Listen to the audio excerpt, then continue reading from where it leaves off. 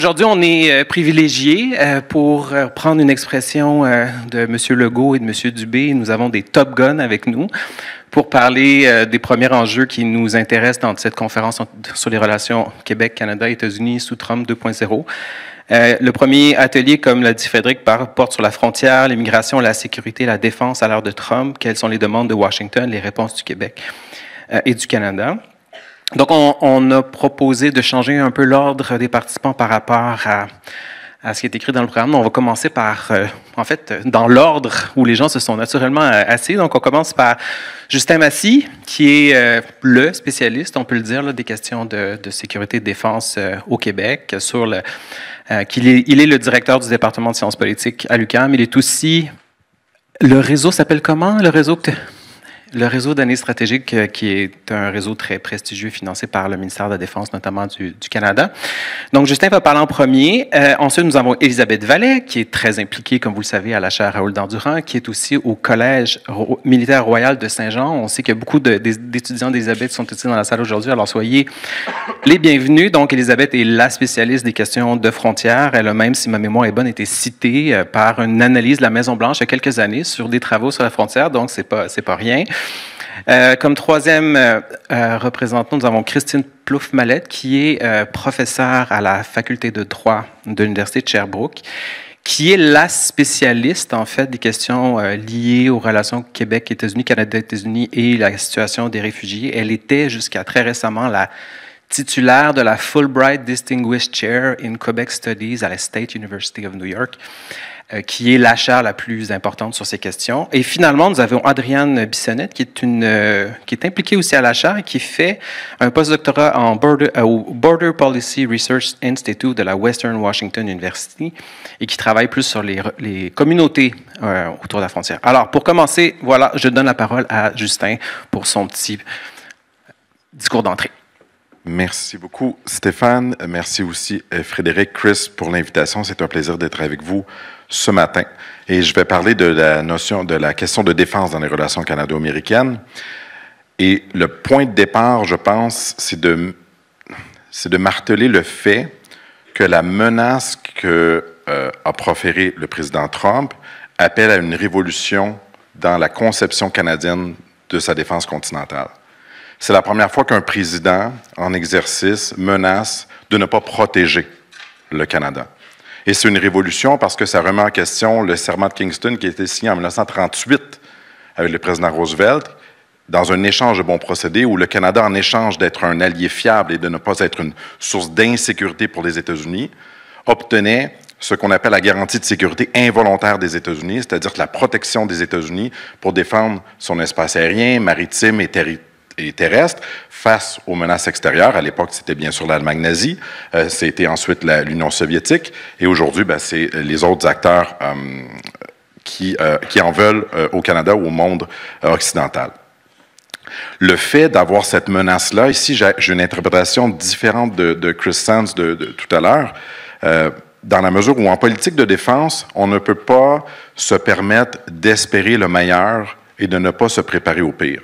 C'est-à-dire, on ne peut pas espérer que ce ne sont que des menaces qui ne seront jamais mises en exécution, parce que si ce n'est pas le cas, et si c'est mis en œuvre, si on n'a pas fait les démarches nécessaires pour accroître l'autonomie stratégique du Canada, on pourrait se retrouver dans une situation où les États-Unis cessent leur protection du Canada et permettent donc à des acteurs étrangers de pénétrer dans l'espace aérien canadien, dans nos eaux maritimes, et sans qu'on ait les capacités nous-mêmes de les détecter, de les intercepter ou de les dissuader.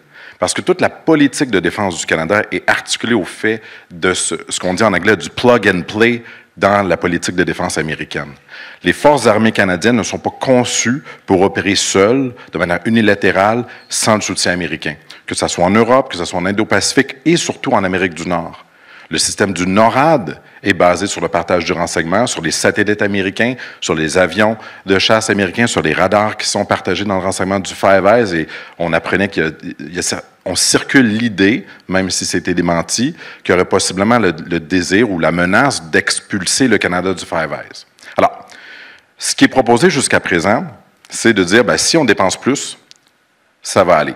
C'est un peu la stratégie de l'espoir, c'est-à-dire, Si on dit à Donald Trump, on va investir davantage, on va atteindre le fameux cible de 2 que lui a ramené à 5 a dit pour les membres de l'OTAN, ça va bien aller parce qu'on va répondre à ces menaces. Comme ça, et ça va le satisfaire. Le problème de ceci, c'est que si c'est 2 aujourd'hui, je le disais 5 3 le Canada sera toujours à la merci de d'autres demandes. Alors, ça m'apparaît plus logique de non pas simplement de dépenser pour dépenser, un peu comme les propositions qu'on a vues avec les personnes qui se présentent à la chefferie du Parti libéral en disant moi c'est 2030, moi c'est 2027 et 2032 pour Justin Trudeau. On parle de chiffres, on parle de dates, mais sans le plan. Qu'est-ce qu'on veut faire avec ces investissements-là? Et je pense qu'il y a une opportunité de développer l'autonomie stratégique du Canada en investissant ces sommes-là pour permettre la diversification des acquisitions militaires canadiennes, c'est-à-dire ne pas simplement acheter de l'équipement militaire américain, comme c'est le cas actuellement, où plus de 80 de l'équipement militaire américain provient de l'industrie américaine. Il y a d'autres partenaires, coréens, européens, britanniques, où le Canada pourrait s'allier davantage, et qu'utiliser ces fonds-là également pour prioriser les éléments, les secteurs de défense qui permettraient la défense du Canada sans le soutien américain. Et ici, on pense bien sûr à la défense aérospatiale et maritime, des radars canadiens, des satellites en basse orbite canadiens, des chasseurs qui ne sont pas des F-35 seulement, une deuxième flotte, et surtout une industrie de drones développée au Canada, maritime, aérien et sous-marin, qui permettrait à l'industrie canadienne de profiter de ces sommes de milliards de dollars-là qui sont nécessaires pour atteindre justement les cibles de l'OTAN qui vont continuer à s'accroître, mais permettre des emplois dans l'intelligence artificielle et les secteurs aérospatial où le Québec a un avantage comparatif et qui servirait profondément, à mon avis, les intérêts nationaux du Canada, davantage que les propositions que je vois sur la table d'acheter 2 brise-glaces de plus. C'est pas ça une priorité. Les brise-glaces ne vont pas nous permettre de défendre l'espace aérien canadien contre des chasseurs bombardiers russes, chinois qui veulent pénétrer nos eaux, ni de détecter et d'intercepter des sous-marins à propulsion nucléaire que les adversaires pourraient envoyer dans les eaux maritimes canadiennes. C'est insuffisant. Ça permet d'accéder à des ports ou d'accéder à des villages qui sont côtiers lorsqu'il y a des glaces l'hiver, ou de faire de la recherche et sauvetage par rapport aux navires commerciaux. Mais ça ne permet pas de défendre la souveraineté canadienne. Alors, il y a d'autres secteurs, je pense, sur lesquels le Canada devrait prioriser. Dans toute crise, il y a une opportunité, et je pense que c'est l'opportunité du Canada de changer sa façon de concevoir sa défense, de manière à prioriser le Canada d'abord, mais de manière stratégique et intelligente, et pas juste comme un slogan. Magnifique. 5 minutes et demie. Très bien. Élisabeth, je te donne le micro, Élisabeth. Merci. Merci beaucoup, Stéphane. Oui, on a la pression là. La mutation de la frontière qu'on est en train d'observer sous nos yeux, alors qu'il y a ce chantage autour des tarifs du fentanyl et de l'immigration irrégulière, et n'est pas quelque chose de nouveau dans la mesure où quelqu'un comme Peter Andreas avait déjà parlé de mexicanisation potentielle de la frontière nord, juste après le 11 septembre, qui est la date à partir de laquelle on a commencé à observer un durcissement significatif. Et c'est quelque chose que le Canada a toujours essayé de se distinguer dans les espaces frontaliers américains du Mexique, justement en essayant de conserver la frontière nord des États-Unis, la frontière septentrionale, en dehors de l'espace politique. Or là, ce qui vient de changer, c'est que quelque chose qui était vu comme de la police frontalière est aujourd'hui amené dans l'espace dans l'espace politique politicien, mais aussi dans l'espace de la sécurité nationale, ce qui évidemment a des implications sur le lien qu'on entretient, mais également sur la manière dont on observe la ligne frontalière. Lorsqu'on regarde la ligne frontalière, on a une vision dans l'histoire qui est très romantique de la frontière. La contrebande relève plus du folklore que d'autres choses. Il y a plein d'anecdotes, notamment dans les cantons de l'Est, à propos justement de ce qui se passait du théâtre contrebandier frontalier. Mais depuis quelque temps, et particulièrement depuis le tournant des années 2010, on a vu un durcissement du discours. Il y a un sous-comité sénatorial qui a porté sur la frontière, la crise à la frontière nord. Et c'est pas sexe, mensonge et politique, mais c'était drogue, désordre et danger à la frontière nord. Donc quelque chose qui montrait que justement on avait changé le vocable par rapport à la frontière. La notion de crise est appliquée de manière récurrente, puis Christine pourra certainement en parler. Une crise, normalement, c'est quelque chose de très ponctuel, de très éphémère, mais là, la crise s'éternise et ça a des implications sur la manière dont on sécuritise la frontière. Ce qui est en train de se passer aujourd'hui comporte le risque d'un effet de cliquet. L'effet de cliquet, c'est le clapet anti-retour quand on a des égouts à la maison. Et le fait de basculer, en fait, dans une logique de militarisation de la frontière et de durcissement de la frontière, avec le déploiement des Blackhawks, avec le discours que l'on a, emporte tout un tas d'éléments importants. D'abord, l'effet de cliquet fait qu'on ne reviendra que très péniblement à une frontière souple, à une frontière douce, même si le régime de l'autre côté et l'appréhension de l'autre côté changeaient par rapport à nous. Donc la militarisation de la frontière est là pour durer. C'est très rare qu'on désécuritise les frontières, qu'on revienne en arrière. On a quelques exemples, on les compte sur les doigts d'une main dans l'histoire récente. Donc la militarisation de la frontière est là pour durer. Andréane va parler de comment est-ce que cela va changer les espaces frontaliers durablement. Ça a une autre conséquence aussi, lorsque l'on durcit une frontière, on amène le crime organisé à la frontière. Une frontière dure, une frontière qui ne se franchit plus aisément, est une frontière contournée. On en a des images de tunnels, de drones qui passent par-dessus, de catapultes qui propulsent la drogue de l'autre côté du mur. Les histoires se multiplient, mais plus on durcit la frontière, plus tout ce qui se passe autour rentre, en fait, devient souterrain et devient plus difficile à surveiller paradoxalement. Donc ce sont des éléments dont on va voir l'empreinte durablement. Il faut aussi savoir que des agences comme le Homeland Security, des agences ici aussi comme tout ce qui touche à la sécurité frontalière, ont pour objectif de maintenir leur budget. Donc il y a du lobbying qui se fait. Et donc le complexe sécuritaro-industriel, qui est l'enfant du complexe militaro-industriel, est présent, existe, est très actif, particulièrement aux États-Unis, a pour objectif de mobiliser et d'attirer, de siphonner l'argent. C'est pour ça qu'on a tout un tas de plans de durcissement de la frontière. Donc on peut même parler d'un complexe insécuritaro-industriel dans un sens, parce qu'il y a à la fois les acteurs légaux et à la fois les acteurs illégaux, comme les fameux cartels dont on parle beaucoup. Tous ces gens-là ont intérêt à ce que la frontière soit dure. Et les plans pour aller plus loin encore dans le durcissement de la frontière existent. Le département du Homeland Security a des plans de fortification de la frontière qui comportent des murs à la frontière canado-américaine. Donc ce qu'on voit à la frontière sud peut être complètement reproduit à la frontière nord. Les plans existent, circulent depuis 2011, existent, on a des cartes depuis 2016 de manière significative. Donc tous ces éléments-là font que cette frontière-là, ce durcissement ne va pas être inversé quels que soient les changements qui vont être induits. Et c'est ce à quoi on doit je pense, se préparer dans la mesure où les freins vont se démultiplier, parce qu'à travers le commerce légal arrive le commerce illégal. C'est dans les camions de fruits et légumes, par exemple, qu'on trouve les armes qui sont trafiquées vers le nord. Et puis, dernière chose, une frontière, c'est un filtre qui fonctionne dans les deux sens.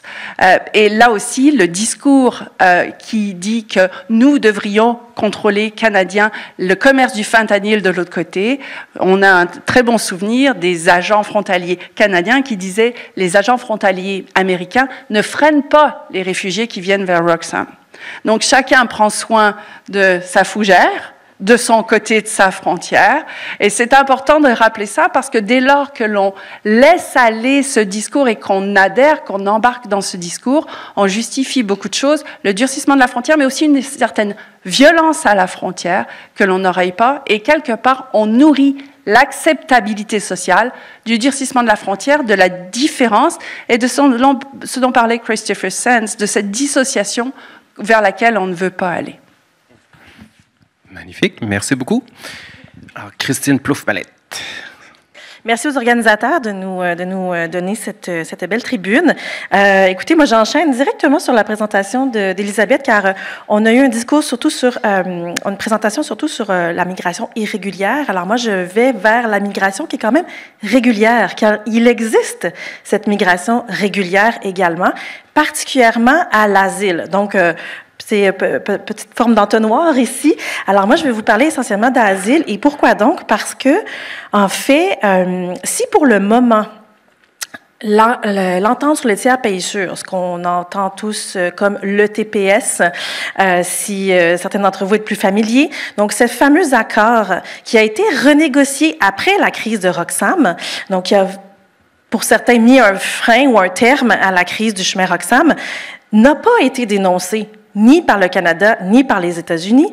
Et cette entente se nomme bien une entente sur les tiers pays sûrs. Et donc, dès le lendemain de l'élection de Donald Trump, il a été posé cette question. La société civile a posé la question. C'est une question qui se pose depuis fort longtemps, donc 11 septembre 2001, évidemment, depuis qu'on a signé la première fois cette entente en 2002, qui est entrée en vigueur en 2004. Donc, il se pose cette question, est-ce que les États-Unis sont toujours un pays sûr? Et il a été posé cette question dès le lendemain au ministre de l'Immigration canadien, et le ministre a dit, pour l'instant, on n'a pas l'intention de considérer les États-Unis comme un pays qui ne serait pas sûr. Bon, on va lui donner une chance, c'était le lendemain de l'élection, les décrets étaient à peine écrits, l'encre n'était pas signée, donc, pour le moment, on est dans cette situation. Toutefois, si pour le moment, il n'y a pas de... Cette question reste en suspens et cette question se pose, on peut... ça reste une question qui est légitime. Et pourquoi je la pose, c'est qu'en fait, le concept de tiers pays sûr est un concept quand même fondamental à l'asile et au droit d'asile. Alors, si on a parlé de migration irrégulière, il y a de la migration qui est totalement régulière aux États-Unis. Et les États-Unis, comme le Canada, l'année dernière, ont été nommés comme faisant partie du top 5 des pays dans le monde qui reçoivent le plus de demandes d'asile, donc la demande juridique de l'asile. Et donc, nous sommes dans une région qui est très sollicitée par les demandes d'asile.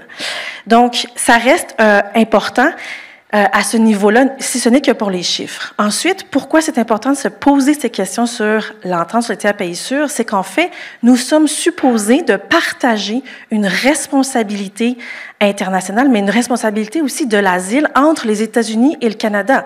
Alors, le principe est simple. Un demandeur d'asile doit poser sa demande d'asile dans le premier pays duquel il arrive, soit aux États-Unis, soit au Canada. Et nous nous reconnaissons mutuellement, cette idée aussi de frontières, il y a une réciprocité, donc, dans le traitement de l'asile. Alors, maintenant, les décrets qui ont été adoptés par le président Trump, il y en a 7 en matière migratoire, mais il y en a plus que ça qui déborde parce que les décrets en sécurité ont un impact fort sur aussi la migration. Donc, il y a 3 façons, si je vous résume grosso modo, 3 manières de présenter une demande d'asile aux États-Unis. Soit on présente une demande d'asile à la frontière, donc vraiment au douanier, soit on présente une demande d'asile à l'étranger.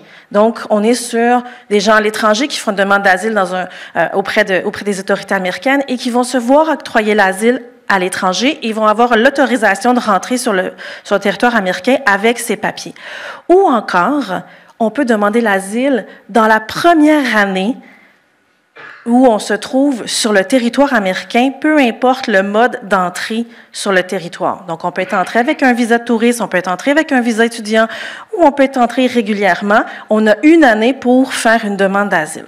Donc, 3 modes. Les 3 modes ont été largement ébranlés par les décrets américains, les décrets qui ont été signés par le président Trump.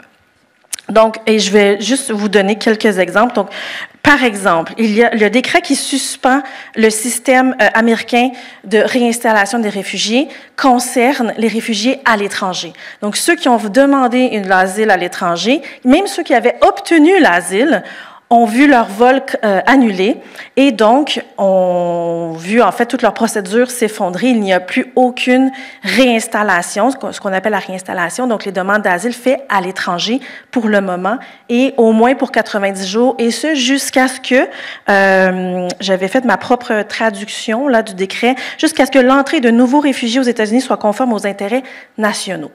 Donc ça, c'est le premier mode ébranlé par le premier décret. Le deuxième mode de demande d'asile, donc en fait, deuxième exemple qui ébranle le système d'asile aux États-Unis, on a appris que la Commission des recours en matière d'immigration, c'est peut-être pas le nom exact, là, mais bref, le système administratif qui se penche sur les demandes d'asile a été réduit. On aurait réduit le nombre de juges de moitié. Et encore là, les chiffres bougent, donc c'est vraiment tout ça est à peu près est approximatif et à confirmer au quotidien. Et on sait aussi qu'il y a des juges qui ont été carrément démis de leurs fonctions. Donc tout simplement virés. Bref, ils ont perdu leur emploi. Donc on s'est attaqué aussi au président d'un tribunal de l'asile qui a été démis de ses fonctions. Donc la machine judiciaire ou de la justice administrative américaine, elle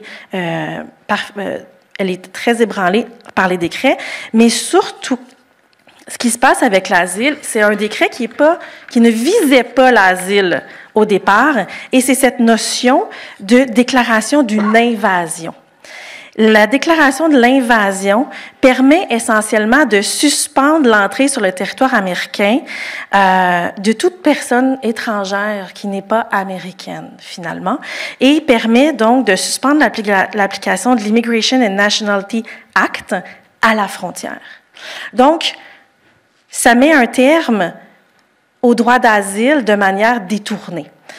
Alors, c'est à se demander, est-ce qu'on peut encore présenter une demande d'asile aux États-Unis? Dans ce contexte, se pose donc maintenant à savoir, est-ce que les États-Unis sont toujours un tiers pays sûr si finalement, il n'y a que peu ou pas de moyens de demander l'asile aux États-Unis aujourd'hui. Et donc, ce n'est même pas une analyse, je vous dirais, des faits ou de... On n'est pas ici dans est-ce que les États-Unis violent les droits fondamentaux des personnes sur leur territoire. On est tout simplement dans une interprétation d'un traité bilatéral. Est-ce que les États-Unis respectent toujours l'entente sur le tiers pays sûr, finalement? Et j'en viens qu'il y a une dernière question. Donc, vous voyez, je vous pose beaucoup de questions, j'ai peu de réponses. Mais il en vient aussi à une question encore plus loin, c'est à se demander pourquoi, dans ce contexte, l'administration Trump ou même le président Trump n'a pas tout simplement dénoncé l'accord ou n'a pas dénoncé même ses engagements internationaux en matière d'asile.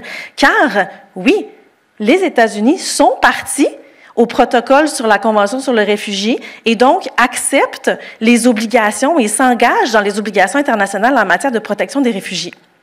Donc, alors, contrairement à l'accord à l'accord de Paris, où ils ont dénoncé l'accord, où ils se sont retirés de l'OMS, où ils se sont retirés du Conseil des droits de l'homme, ils ne se sont pas retirés du grand traité fondateur en matière de droits des réfugiés.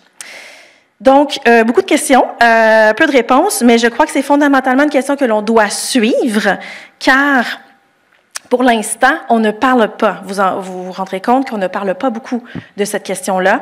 Je crois qu'on la glisse sous le tapis. On n'a pas, au Canada, on n'a pas exactement intérêt à parler de cette entente sur le tiers pays sûr, de son application, de son respect, mais ça pourrait devenir une question assez importante dans le futur. Merci.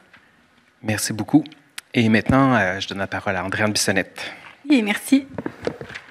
Donc, moi, je vais continuer sur le fil de mes collègues, mais vous amener aussi dans le quotidien de la frontière. Donc, au Border Policy Research Institute, on mène des recherches qu'on appelle place-based et on se concentre vraiment sur comment est-ce que les gens abordent ces conséquences-là liées aux politiques de frontières, quelles sont les politiques qui sont mises en œuvre et comment elles impactent le quotidien dans les régions frontalières.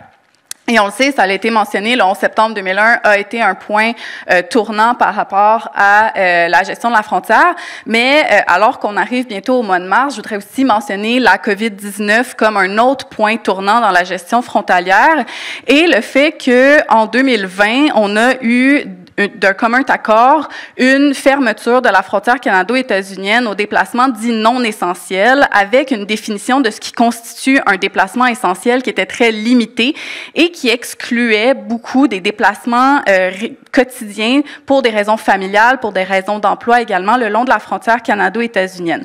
Et à partir de ce moment-là, pourquoi je nous ramène à la COVID-19 alors que sûrement plusieurs veulent oublier ce moment de l'histoire, c'est parce que lorsqu'on a eu cette fermeture qui finalement s'est prolongée sur 18 mois, on le voyait comme étant quelque chose de temporaire, mais comme Elisabeth le mentionnait, il y a très peu de recul en arrière. Et là, maintenant qu'on l'a fait une fois pour 18 mois de restreindre les déplacements à la frontière, bien, ça ouvre la possibilité à ce que ça revienne une méthode de gestion de la frontière. Mais plus que ça, lorsqu'on ferme une frontière aux déplacements non essentiels pendant 18 mois comme ça, on vient également déstabiliser des dynamiques qui existaient et des déplacements transfrontaliers quotidiens dans certaines régions. Je pense à Vancouver, Seattle, Détroit, Windsor, Niagara Falls, des deux côtés de la frontière. Et ce qui se passe actuellement, moi je postule que ça bâtit sur ce qui est arrivé pendant la COVID-19, mais également ça vient rendre permanent des impacts qui découlent également de la COVID-19 par rapport à la réalité des communautés frontalières. Donc, dans le temps qui m'est imparti, je voudrais vous amener à différents points de la frontière pour vous parler de comment les gens vivent ces politiques-là et quels sont les impacts tant permanent depuis la COVID-19, mais également très actuel dans les 2 derniers mois, des décrets et des politiques, mais également du discours par rapport à la frontière. Donc, comment ça l'a pu changer. Et c'est important pour nous de mettre le focus également sur ces communautés-là, parce que lorsqu'on regarde la littérature scientifique, on voit très bien que les communautés frontalières font souvent l'objet de considérations secondaires, tant dans les processus politiques que dans l'implantation des politiques qui touchent aux frontières internationales, alors qu'ils sont à la première ligne des conséquences de ces politiques. Donc, depuis 2 mois, les résidents des régions frontalières entre le Canada et les États-Unis sont au centre des conséquences de ce focus accru sur la frontière canado-états-unienne et des changements qui ont été apportés aux politiques frontalières, tant par le Canada que des pressions du côté des États-Unis. Pour vous donner quelques exemples, moi, j'habite à Ottawa et tout juste au sud d'Ottawa, les résidents des villes qui longent le Saint-Laurent ont décrié les conséquences de l'ajout de ces Black Hawks, ces hélicoptères américains qui patrouillent la frontière, et le bruit est devenu en fait une trame sonore du quotidien. Donc, on entend littéralement la patrouille frontalière. Et pour avoir également habité à El Paso, au Texas, je peux vous dire que c'est un bruit qu'on n'oublie pas et c'est un bruit qui est omniprésent lorsqu'on a cette sécurité frontalière-là qui nous passe par-dessus la tête constamment. Du côté américain également, juste mentionner qu'une des bases militaires qui est considérée pour la détention de personnes migrantes est à Niagara Falls, New York, qui est à 1 jet de pierre de Niagara Falls, Ontario. Donc, également des potentiels impacts sur les communautés frontalières. Et Niagara Falls, New York, c'est pas une si grosse ville que ça. Le long de la frontière aussi, un des impacts permanents de la COVID-19, c'est qu'on a vu un remaniement des ressources pour répondre aux exigences rapidement de cette pression à sécuriser la frontière entre le Canada et les États-Unis. Et du côté canadien, on a eu une relocalisation des ressources vers des points plus névralgiques au détriment de points d'entrée dans des milieux ruraux qui avaient déjà vu leurs heures être rétrécies suite à la COVID-19. Et là, on a des points d'entrée qui ont des heures extrêmement réduites, voire qui n'ouvrent plus quotidiennement. Et ce que ça fait, c'est que si c'est le point d'entrée principal pour vous, pour vos activités commerciales, pour aller voir votre famille de l'autre côté, peu importe la raison, bien, ça vous fait des détours qui peuvent aller jusqu'à 2 heures, 2 heures et demie pour vous rendre au même point de l'autre côté de la frontière. Et là, on vient toucher plus particulièrement les communautés rurales en Idaho qui partagent une frontière avec la Colombie-Britannique, ainsi que dans les plaines canadiennes et états-uniennes. Et dans d'autres communautés qui sont qui voit une augmentation également des patrouilles frontalières et du focus sur la sécurité, on vient entraîner aussi des questions des deux côtés de la frontière sur l'impact que ça va avoir sur le quotidien d'avoir une augmentation de la police frontalière le long de la frontière. Mais on parlait d'immigration régulière. On a une collègue avocate qui a eu une augmentation marquée des questions par rapport à des gens qui ont des visas liés à leurs activités commerciales et professionnelles. Par exemple, le visa TN qui est lié à l'ASEUM, le visa E ou le visa L. Et donc, ça crée beaucoup d'insécurité et de questions qui dépassent le simple focus sur l'immigration irrégulière et sur le fentanyl et qui touchent le quotidien le long de la frontière.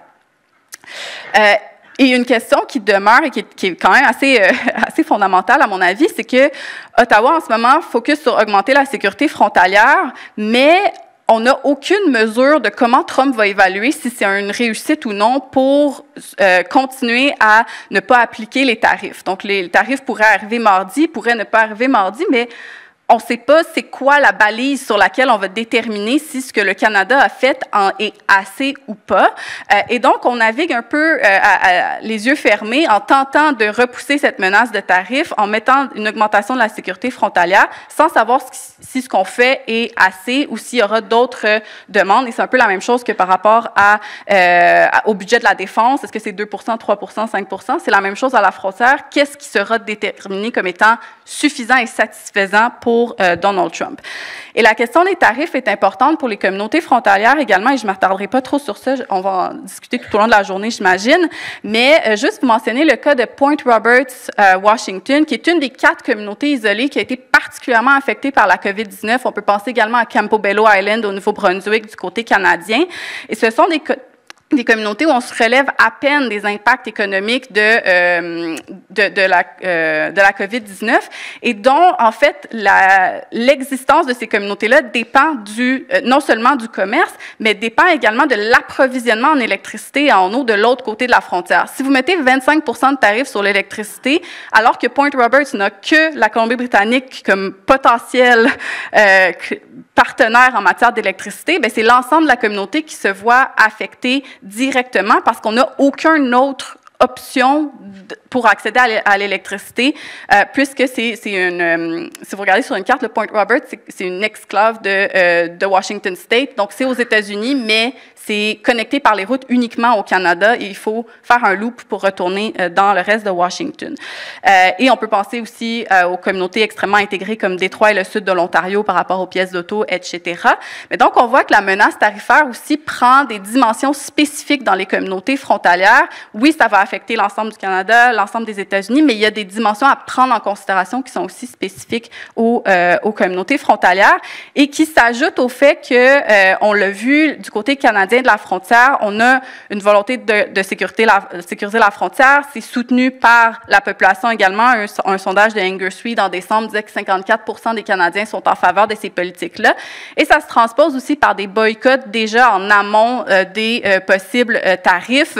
Dans la région où nous, on est situé, entre la région de Cascadia, qu'on appelle entre la Colombie-Britannique et Washington, il y a déjà un volume vraiment moindre de déplacements transfrontaliers quotidiens qui affectent des entreprises qui étaient déjà affectées par les conséquences de la COVID-19 encore. Donc, des entreprises qui dépendent de ce trafic transfrontalier, que ce soit des livraisons de colis,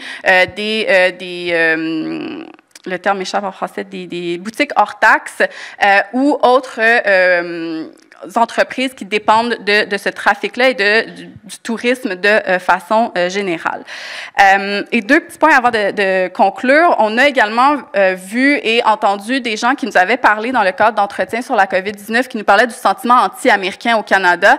Et il y a des gens qui nous ont contactés pour nous dire c'est revenu, en fait. Donc, lorsqu'on se rend au Canada avec notre voiture, avec une plaque des États-Unis, on se fait insulter dans le stationnement de l'épicerie, de Home Depot ou peu importe où ils sont.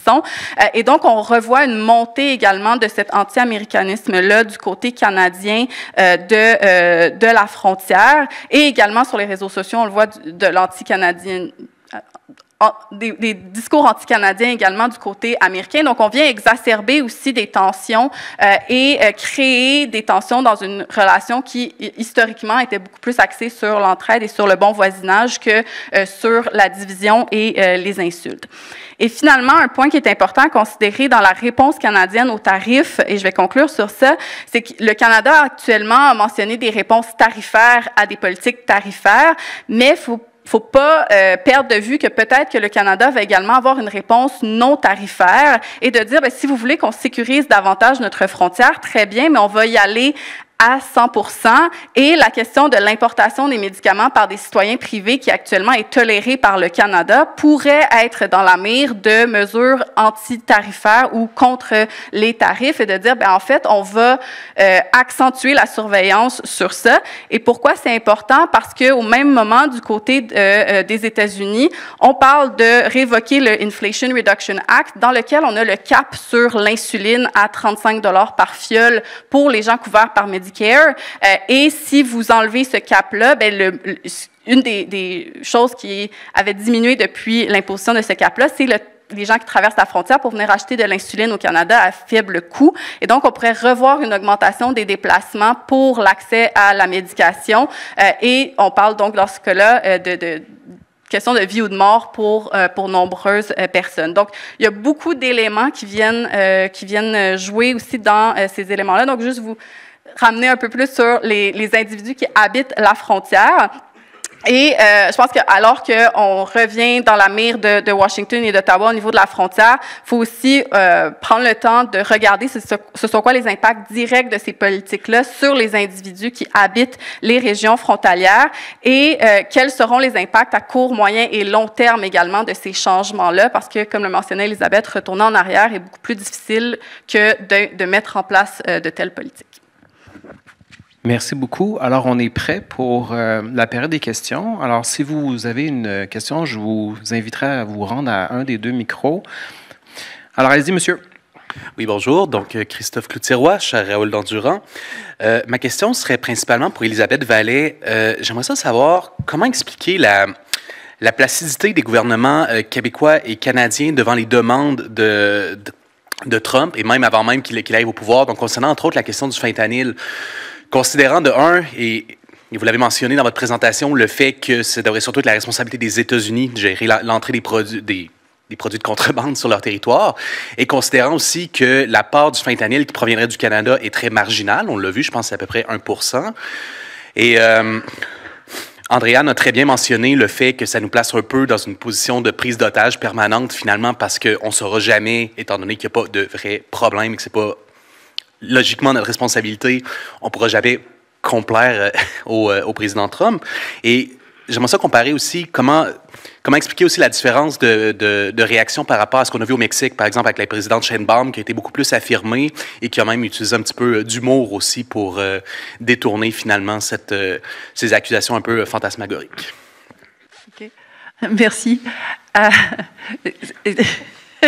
Tu as tout à fait raison. Puis on peut aller plus loin. Je trouve que c'est intéressant de parler de ça parce que oui, il y a la proportion de fentanyl qui vient au Canada est infime, qui va aux États-Unis est infime, mais la proportion de drogue autre qui vient au Canada depuis les États-Unis est elle très élevée. Ce qui est intéressant aussi, si on va plus loin, la proportion d'armes qui vient des États-Unis, et là, le Mexique et le Canada sont concernés, et l'insécurité du Mexique est largement fondée sur ce flux de les drogues vont vers le nord, les armes vont vers le sud. On peut aller encore plus loin. Les mouvements migratoires, en fait, vont dans les deux sens. Donc, ce qui est intéressant, c'est que ce discours très unilatéral porté par l'administration Trump paraît être embrassé comme tel.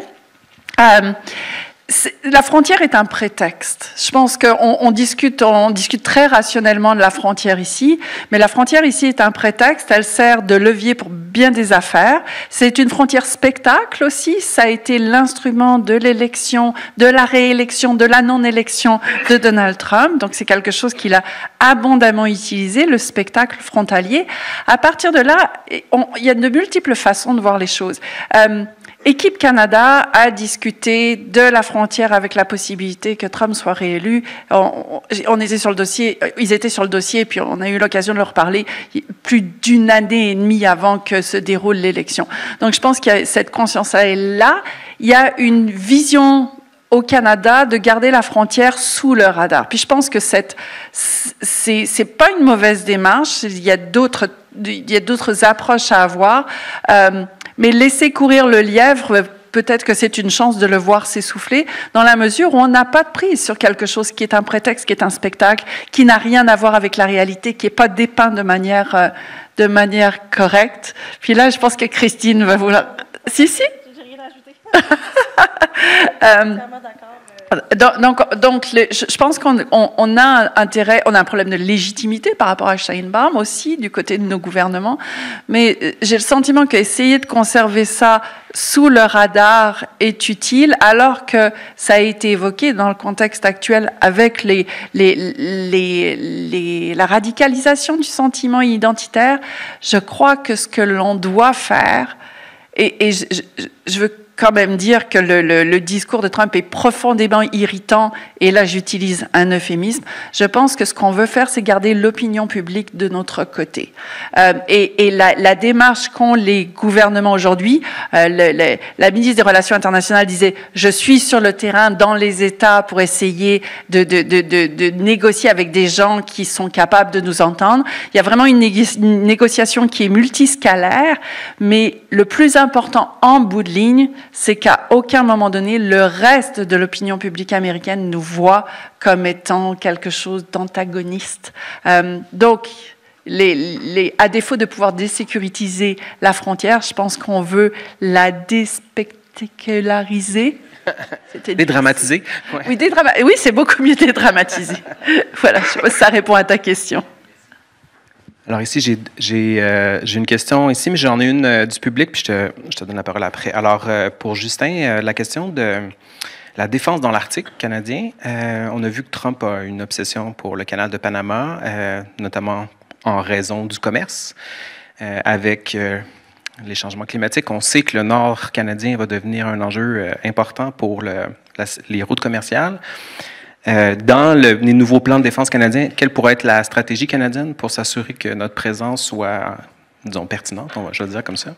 Puis j'ai une deuxième question que je vais nommer tout de suite, comme ça vous donnerait le temps d'y penser. C'est sur, avec la promesse de déportation massive de Donald Trump, donc des migrants irréguliers, le Canada connaîtra-t-il un Roxham Road 2.0? Si oui, dans quelle mesure les gouvernements québécois et canadiens sont-ils préparés à relever un tel défi? Alors, voilà. Sur la question arctique, on en parle beaucoup et parfois on importe la région arctique européenne à la région arctique canadienne, alors que c'est pas du tout la même région au niveau des transformations climatiques.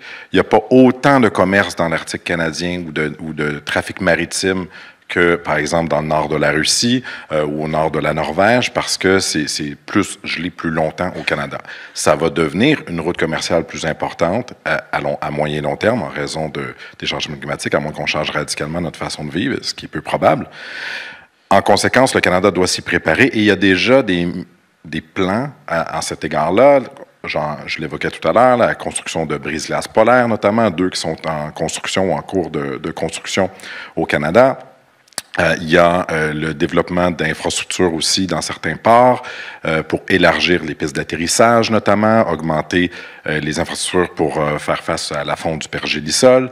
Il y a ces mesures-là qui sont mises en place et qui visent à sécuriser les populations qui l'habitent et les navires, disons, civils qui pourraient circuler dans ces eaux-là. Ça, c'est une menace qui n'est pas vraiment une menace, c'est-à-dire c'est une question de sécurité publique.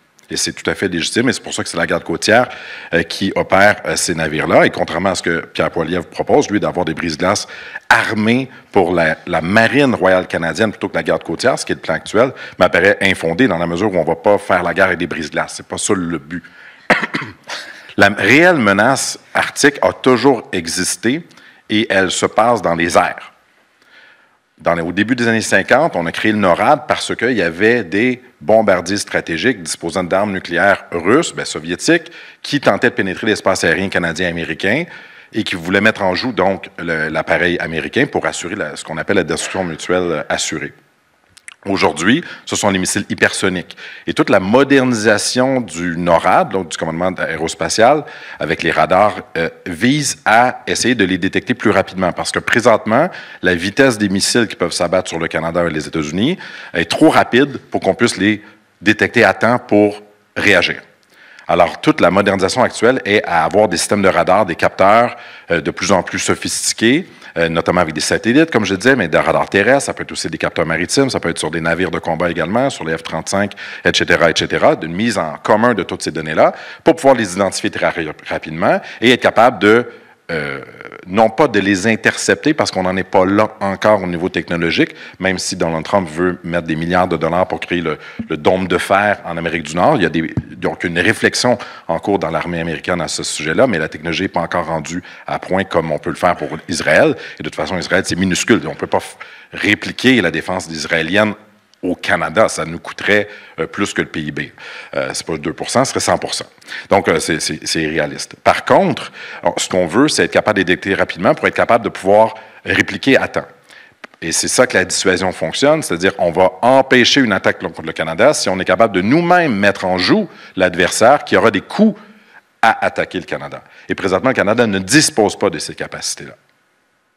Même chose, la stratégie chinoise et russe, c'est d'avoir des sous-marins à propulsion nucléaire qui peuvent se stationner dans les eaux maritimes arctiques pour être capable de frapper rapidement le territoire nord-américain. La stratégie chinoise, c'est pour mettre en joue les États-Unis en cas de conflit pour Taïwan, pour empêcher donc les États-Unis d'agir si, par exemple, il y avait une décision d'intervenir militairement contre Taïwan. Et pour la Russie, c'est bien sûr pour se protéger en cas d'une attaque aussi, que ce soit en Europe ou ailleurs, de l'OTAN ou des États-Unis contre la Russie, de mettre en joue l'Amérique du Nord. Et donc, le Canada a intérêt à détecter ces sous-marins-là et avoir une capacité de dissuasion, c'est-à-dire de réplique, parce que l'interception, à nouveau aussi, dans l'espace sous-marin est impossible. On ne pourra jamais savoir où sont tous les sous-marins à temps, mais par contre, on peut essayer de le faire du mieux que l'on peut et surtout avoir des capacités de réplique pour les dissuader de nous agresser. OK. Merci. Le Roxham, chemin Roxham 2.0. Oui, donc, Roxham 2.0. J'ai pas de boule de cristal, donc je peux pas dire oui ou non, il y aura un Roxham 2.0. Si jamais il y avait une autre crise migratoire, toutefois, elle serait pas la même. C'est-à-dire que l'entente sur le tiers pays sûr, maintenant, s'applique à l'ensemble de la frontière terrestre, maritime, donc des personnes en provenance des États-Unis vers le Canada.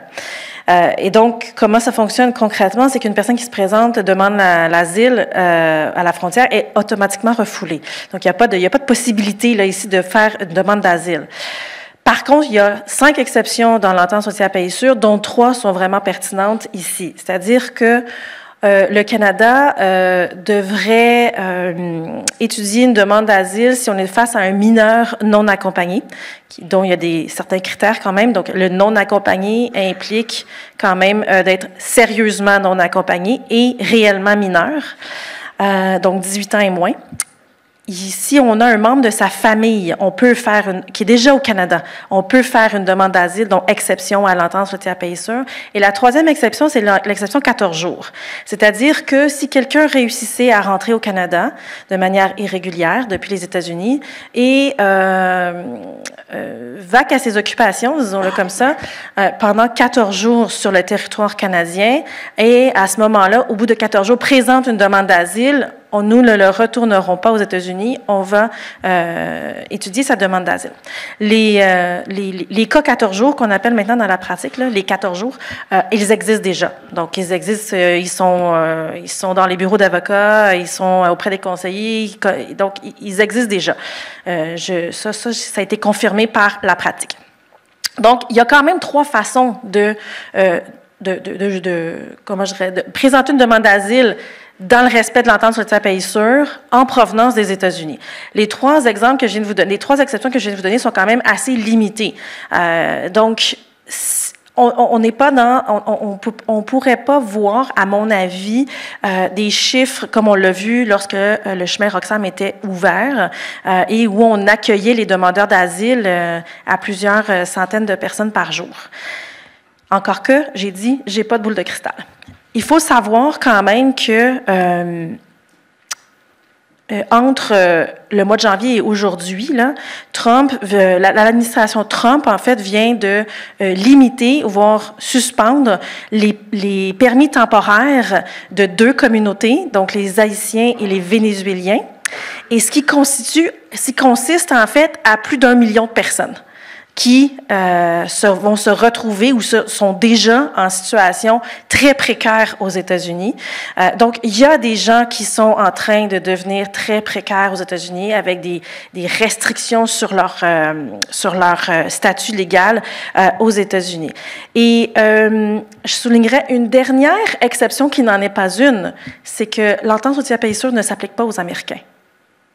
Donc, tout Américain peut se présenter à la frontière canadienne et demander l'asile au Canada, en contournant donc l'entente routière pays sûr.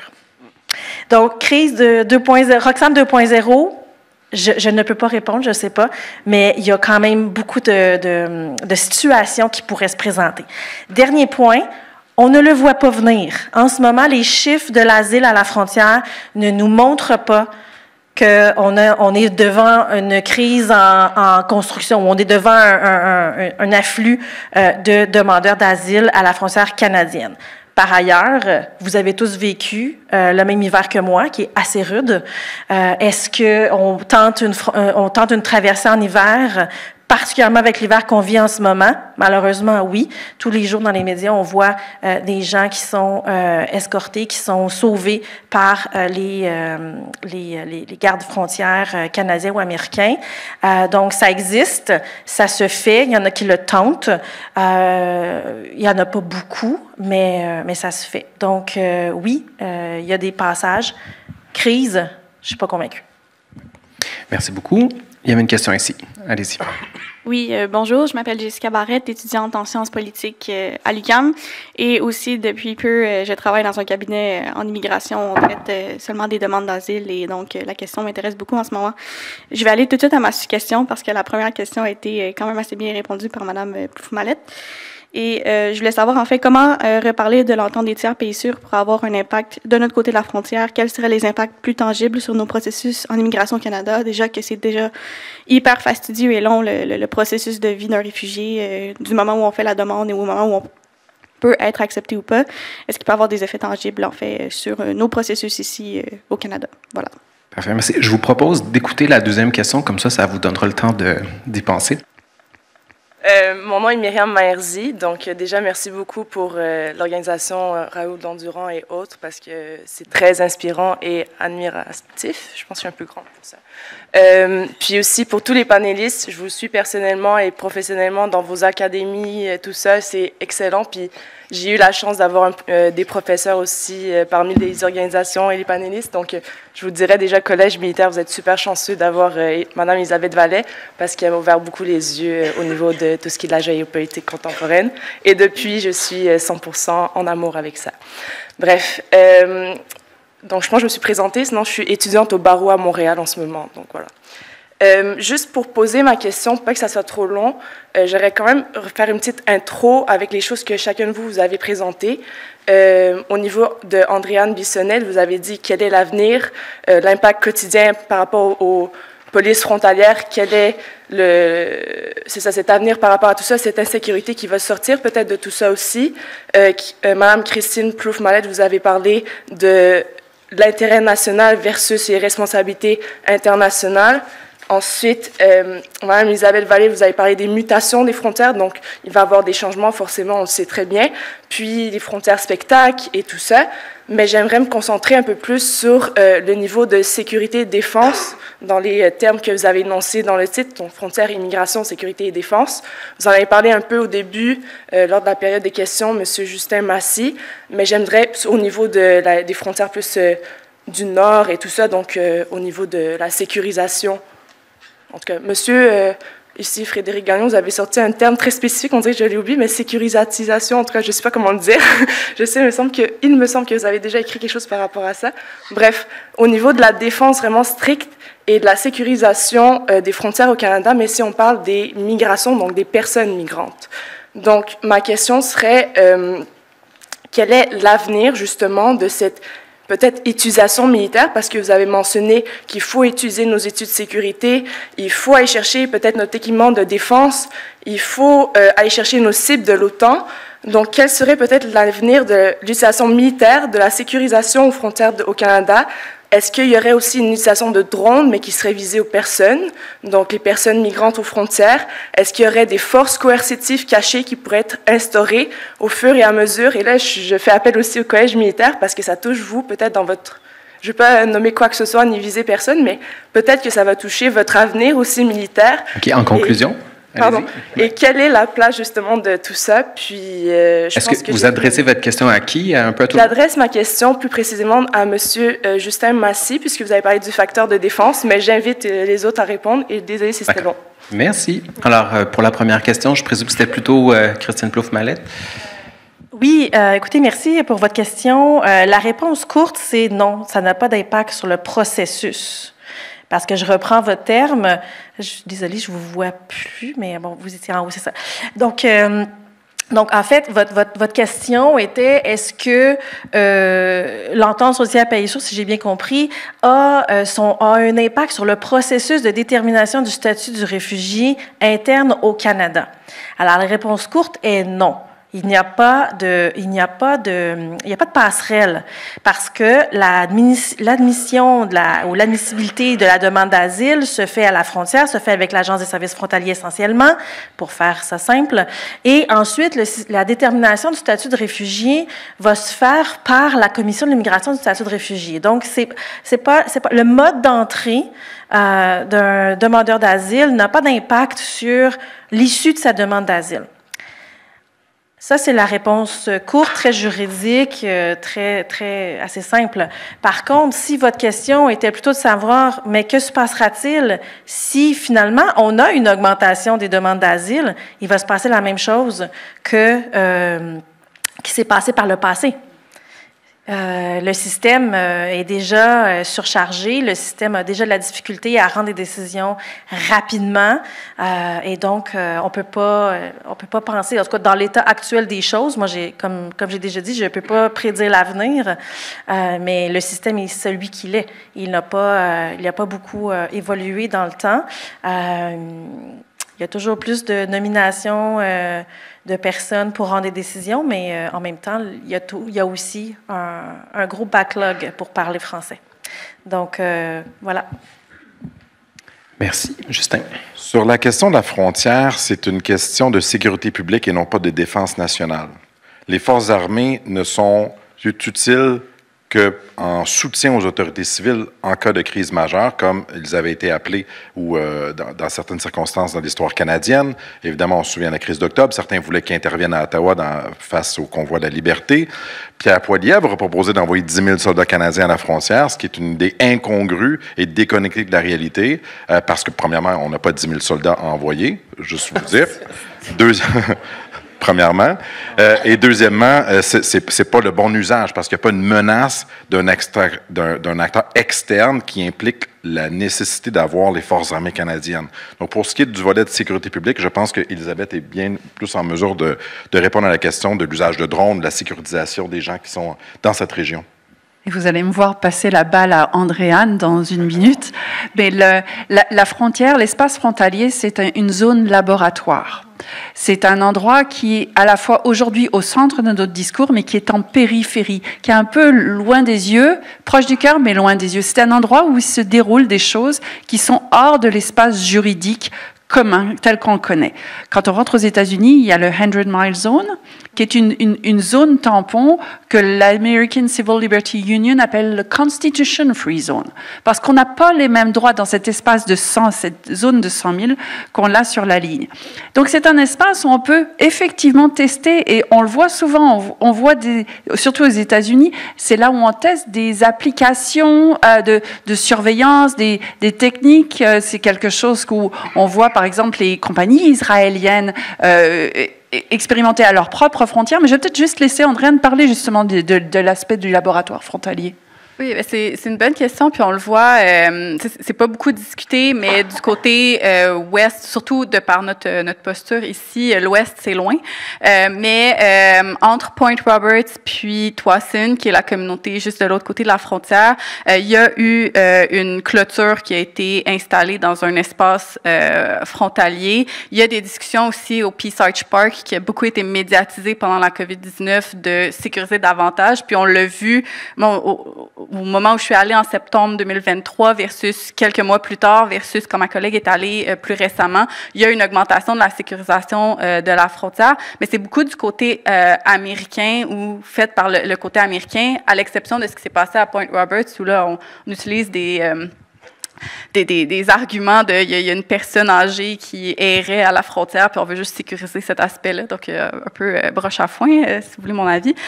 Mais du côté canadien actuellement, par rapport à l'utilisation des drones et tout, moi, tout ce que j'ai vu ressortir, c'est que oui, on le teste et on l'utilise, mais pas dans la même volonté et pas avec le même discours que ce qu'on voit du côté américain. Je pense qu'il y a aussi ce risque-là de glissement où, parce qu'on va venir sécuriser davantage la frontière entre les deux pays et parce que c'est une pression des États-Unis, nécessairement, on va adopter exactement les mêmes méthodes et exactement le même discours et exactement le même objectif que les États-Unis, ce qui n'est pas le cas. Puis, du côté canadien, il n'y a pas la même volonté de chasse à l'homme de la personne migratoire et de la criminaliser dans les discours et dans la pratique qu'on peut voir du côté américain, tout moins pour le moment. J'ai pas non plus de boule de cristal.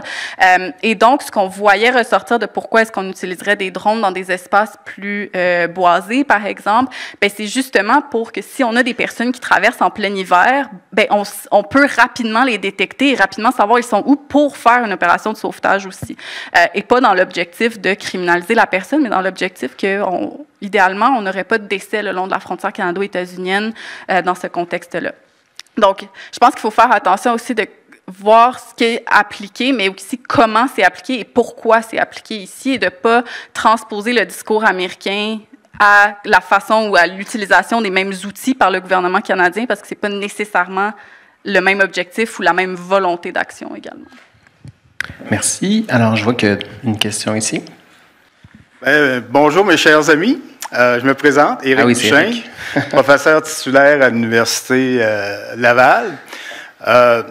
Juste un petit commentaire en passant, là, je veux vous dire que vraiment le climat aux États-Unis est vraiment changé, parce que lorsque Trump a été élu en 2016, comme vous savez, j'ai vécu plusieurs années aux États-Unis, j'ai de nombreux amis, puis on m'écrivait à la blague, je veux m'en venir au Canada, revenir au Canada, vous savez.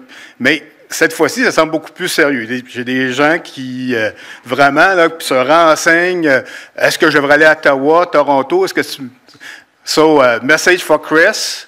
I'm ready to be a part of the Underground Railway. I have a nice guest room for you if you ever need me.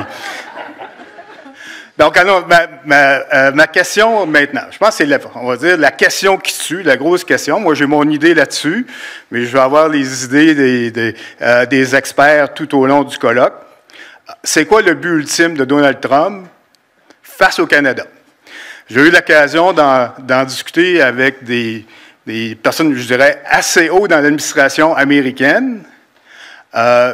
Et ce qu'on me dit, en gros, c'est « je le sais pas », puis Donald Trump lui-même ne le sait pas. Fait que j'aimerais ça avoir, là, puis s'il y en a qui veulent partager avec moi, je partagerai mes idées là-dessus, mais là, c'est pas moi, mais savoir de votre part, peut-être Chris, puis ceux qui passeront un peu plus tard, tu sais, qu'est-ce qu'il veut? Qu'est-ce qu'il veut le bonhomme finalement, ultimement? Et je vois une question en ligne aussi sur la question des tiers pays sûrs, sur le refoulement aux frontières. On a déjà parlé des enfants qui ne sont pas refoulés, mais considérant Trump, qu'en est-il des trans, des musulmans? Donc, en clair, qui peut demander l'asile? Puis, qu'est-ce que ferait le Canada dans une situation comme ça? Alors, première question. Je vais vous donner mon avis, mon opinion, peut-être peu fondée sur qu'est-ce que Trump veut.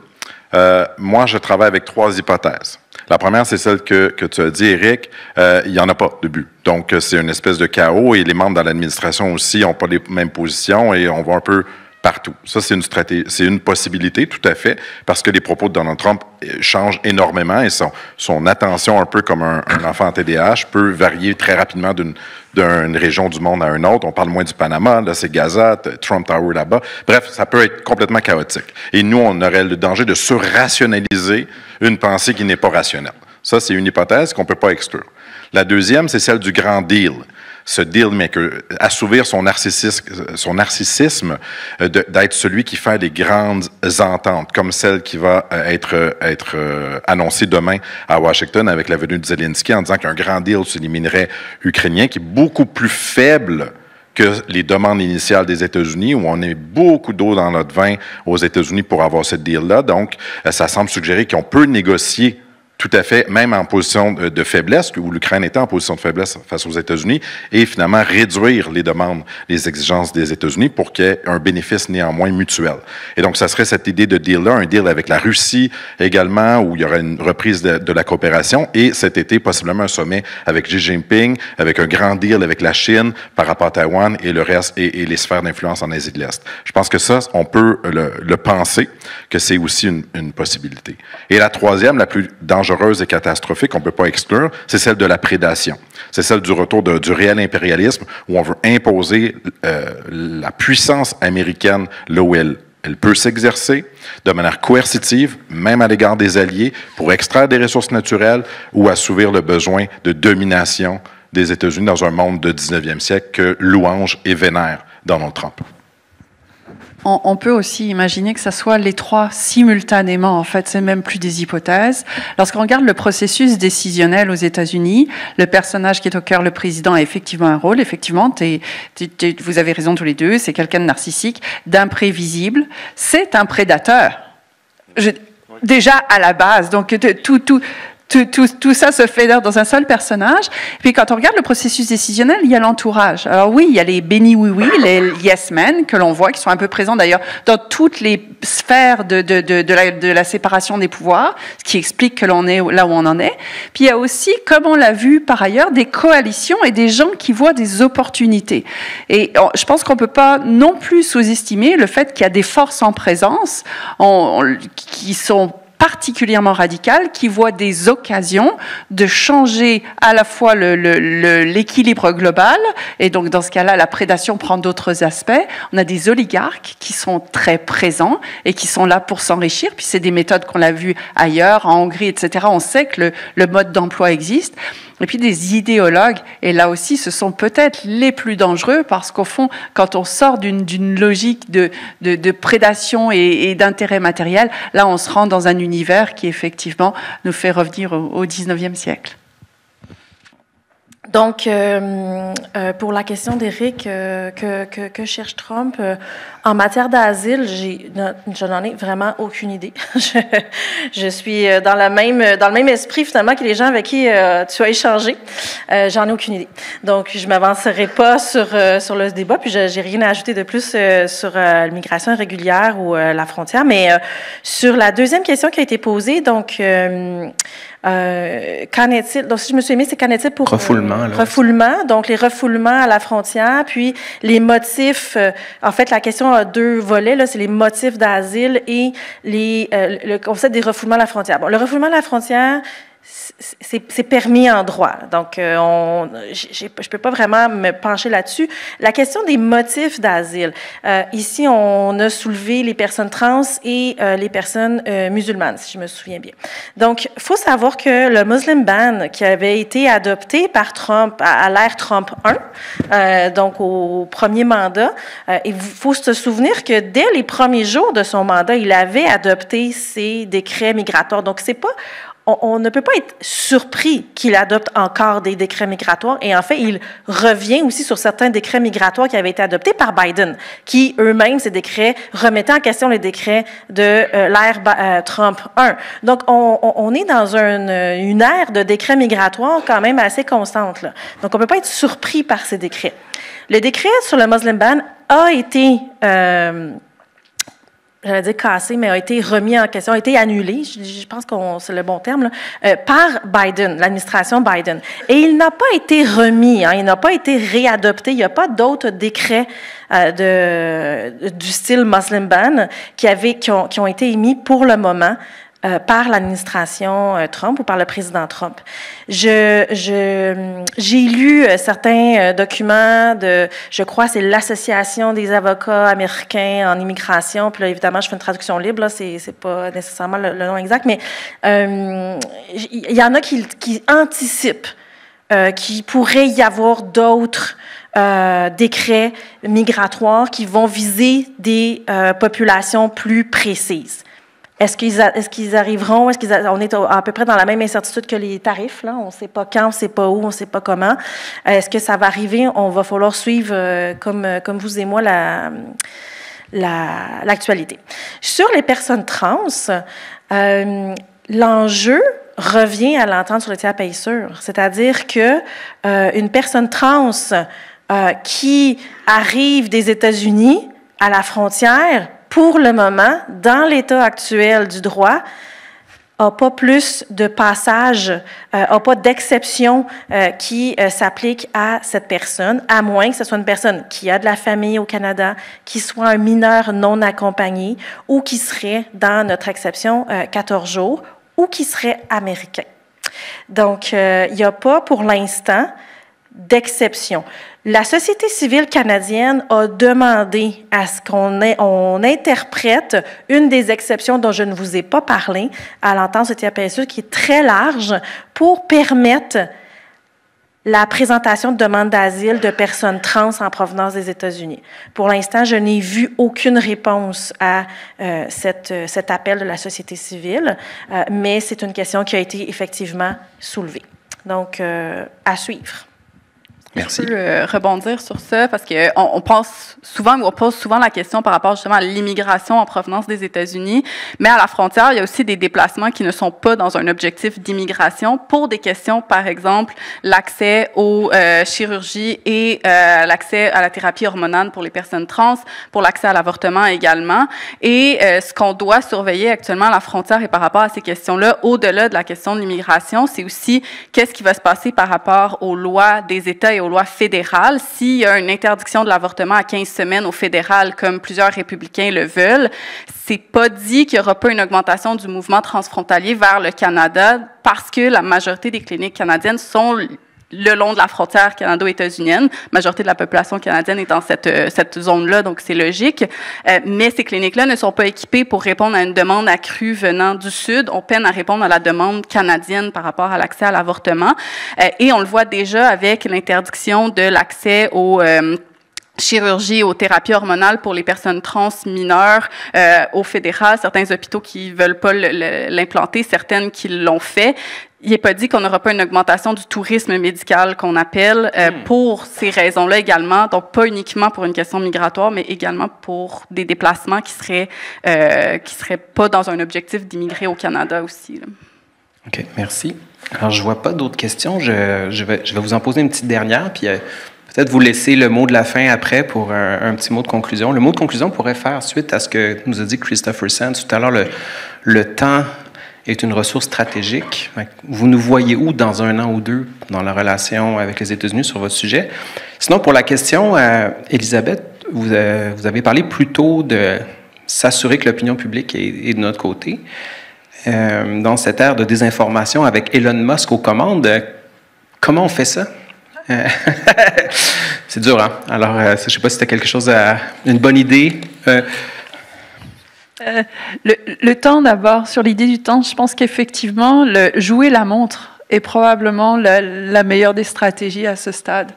Donc, d'où l'idée de répondre minimalement à minima aux exigences, même si finalement ça ne change pas grand-chose, en espérant que quelque chose arrive de l'autre côté de la frontière et qu'on finisse par avoir un changement d'une manière ou d'une autre, un changement de régime, et en espérant effectivement qu'en 2028, on ne soit pas rendu au même point.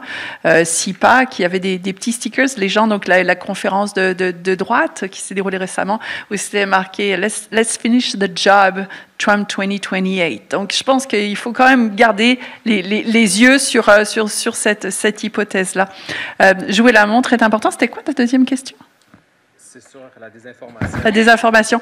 Ben, en fait, il existe un collectif, je ne sais pas si c'est le terme exact, qui s'appelle Indivisible aux États-Unis, de gens qui essayent de se rassembler pour justement trouver des moyens de fonctionner dans une démocratie en déliquescence, dans un état de droit qui s'érode. C'est des activistes qui viennent de tout un tas d'endroits qui se rassemblent puis qui essayent de développer des stratégies de contre-information en quelque sorte. C'est des gens qu'on peut suivre, c'est des activités qui sont en ligne. Donc, il y a certainement une possibilité de passer par ces canaux-là. Il y a plein de forces vives aux États-Unis qui existent. La désinformation ou l'information, on peut utiliser les mêmes canaux, on peut faire les mêmes choses, mais on a aussi tout un tas de groupes qui échangent, qui vont sur le terrain, qui, encore une fois, les interactions doivent être multiscalaires, chacun à sa hauteur. Donc, comme je vous dirais, on a des élections qui approchent, on va être sujet à la désinformation. Parlez à vos voisins, parlez à votre grand-mère, allez dans le repas de famille inconfortable pour discuter. Mais quelque part, on a aussi des repas de famille transfrontaliers auxquels on doit assister pour continuer à discuter. Je conviens que ce n'est pas toujours évident. Merci. Peut-être je vais vous donner l'ordre inversé. Andréane Bissonnette. Oui. Donc, sur la question de la désinformation puis de l'opinion publique, moi, je pense qu'il y a quand même beaucoup de groupes sur le terrain, notamment sur la question du commerce, puis qu'il y a un intérêt à pousser cet argument-là d'un maintien de la relation transfrontalière. Et également, à BPR, on a produit un outil qui s'appelle Trade in the Borderlands, donc pour mettre de l'avant cette relation-là et de voir du côté des Américains de comment est-ce qu'on peut le présenter pour démontrer l'intérêt d'un maintien de cette relation-là aussi. Et je pense qu'il faut se poser la question de quand on communique, de pas uniquement le présenter dans notre perspective canadienne, mais dans une perspective transfrontalière, puis de dire pourquoi est-ce que ça bénéficie des deux côtés. Parce qu'on est avec un gouvernement qui est transactionnel, qui aime faire des deals, mais pourquoi est-ce que c'est bénéfique des deux côtés, pas juste de notre côté, et de pas tomber dans le panneau aussi que Elon Musk est l'opinion publique américaine et que Twitter et l'écho de Twitter, c'est pas l'ensemble de l'opinion publique américaine, pour essayer de baisser un petit peu l'anti-américanisme et l'anti-canadien. Ouais. Canadien de l'autre côté. Au niveau du temps, je pense que il faut pas non plus tomber dans une panique ou de réagir à exactement tout, parce que, comme c'est mentionné plusieurs fois, c'est quoi l'objectif final de Trump? Souvent, on le sait pas, puis on a tendance à vouloir réagir à chaque chose qui sort de la Maison-Blanche. D'un côté, c'est irréaliste pour quelconque humain, mais aussi, ça fait qu'on se perd dans cet écho-là, puis on en vient à ne pas aller au bout des choses d'un enjeu. Donc, de prendre le temps, en fait, qu'il faut pour bien répondre à un enjeu à la fois et de ne pas se laisser prendre dans le tourbillon qui est la communication de la Maison-Blanche. Merci. Christine Bouffe-Mallette. Merci. Alors, je suis tout à fait d'accord avec l'idée du temps. Laissons le temps au temps sur la question de l'asile. Par contre, en fait, ce que j'espère dans un an, c'est surtout un sursaut juridique, c'est-à-dire que aussi, je peux personnellement respecter les choix politiques d'un autre État. Je ne suis pas américaine. Les Américains peuvent faire leurs choix. Par contre, ils ont aussi fait des choix juridiques, ils ont fait des choix d'adopter ou de protéger des droits humains. Et donc, pour moi, j'espère que d'ici un an, on aura au moins un retour vers cette idée un peu rationnelle que tout simplement de ne pas violer les droits humains, de respecter les engagements et donc de tout simplement protéger ce qu'il y a à protéger et de le faire dans le respect et dans l'état de droit qui était quand même et qui est toujours le fondement de l'État américain, qui est aussi le fondement de l'État canadien. Donc, j'espère ce sursaut juridique d'ici une année. Merci. Et Justin? Alors, dans 2 ans, en matière de défense, moi, je nous vois plus intelligents. C'est mon souhait. On parle de très peu de questions de sécurité nationale au Canada, très peu de questions de défense. Ça suscite cette question-là maintenant avec l'arrivée de Donald Trump.